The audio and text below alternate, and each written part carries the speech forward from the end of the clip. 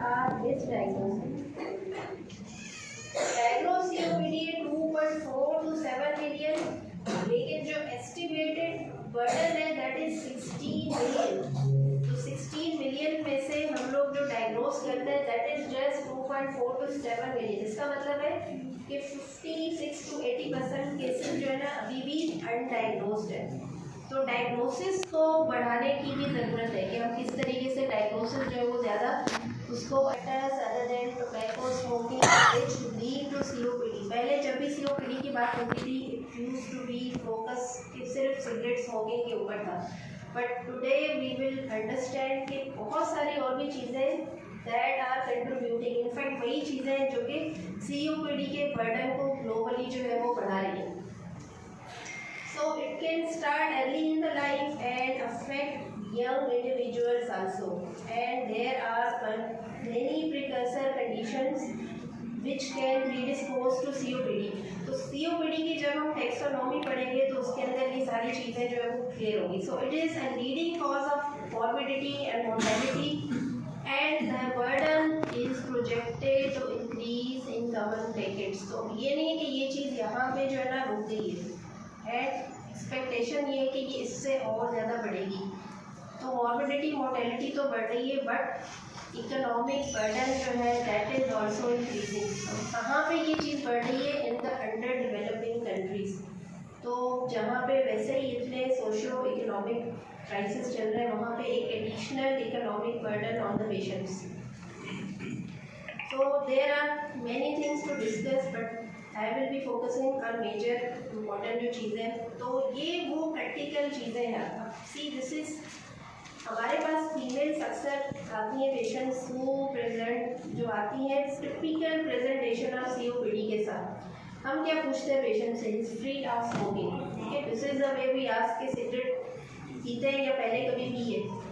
तो अब स्मोकिंग के अलावा फीमेल्स के अंदर this is the most common cause which is called biomass exposure. अब बायोमास एक्सपोजर जो है वो कैसे जनरेट होता है?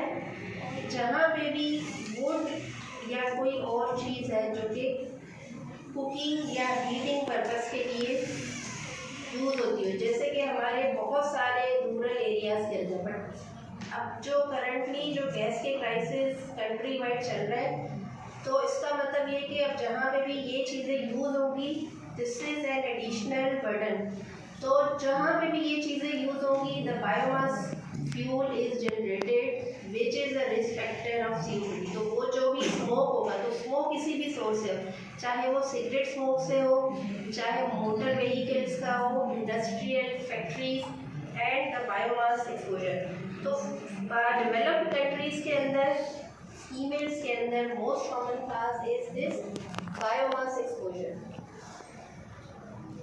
And this is the ceiling of a home, जहाँ पे वो हाउस जहाँ पे बायोमास एक्सपोजर यूज होता है। तो if the ceiling look like this, तो इमेजिन के ऐसे जो लोग हैं इनके लंग्स के अंदर जो है ना वो क्या सिचुएशन होगी।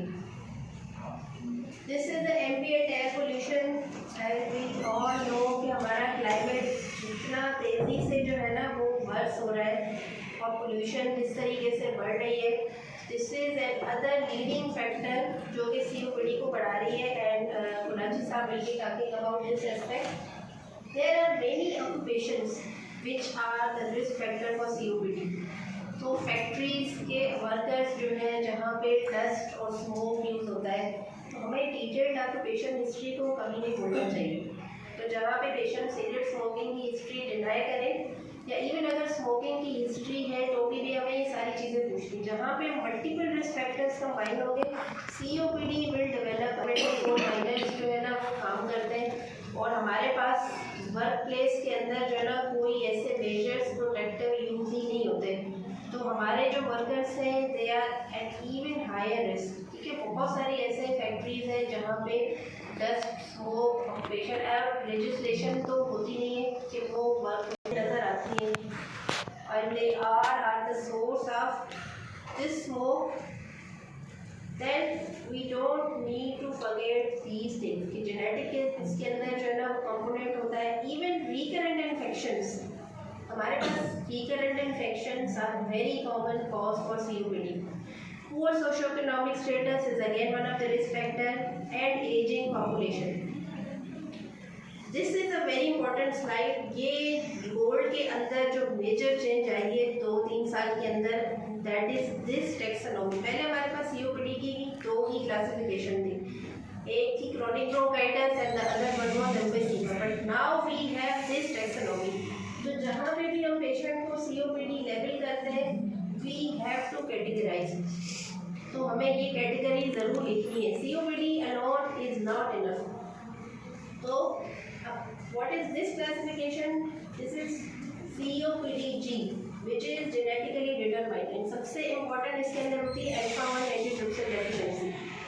The other is COPD-D, which is due to developmental factors, जैसे premature birth, low birth weight, ये सारे भी रिस्क फैक्टर है, क्योंकि ऐसे जो बच्चे इनके अंदर लंग डेवलपमेंट जो है वो डिले होती है, which is again the risk factor for COPD. So G and D. Then C is the most common related to tobacco smoke and others like vaping, e-cigarette. Then COPD-P related to pollution. इसके अंदर ये harmful pollution हो गई and the environmental tobacco smoke. COPD-I is due to recurrent infections as I discussed, और इसके अंदर most common is tuberculosis. हमारे पास TB is very common and these days so many patients we are seeing with post-tuberculous COPD. COPD and asthma, बहुत सारे patient के अंदर ये overlap syndrome भी होता है, तो जहाँ पे एस्थमा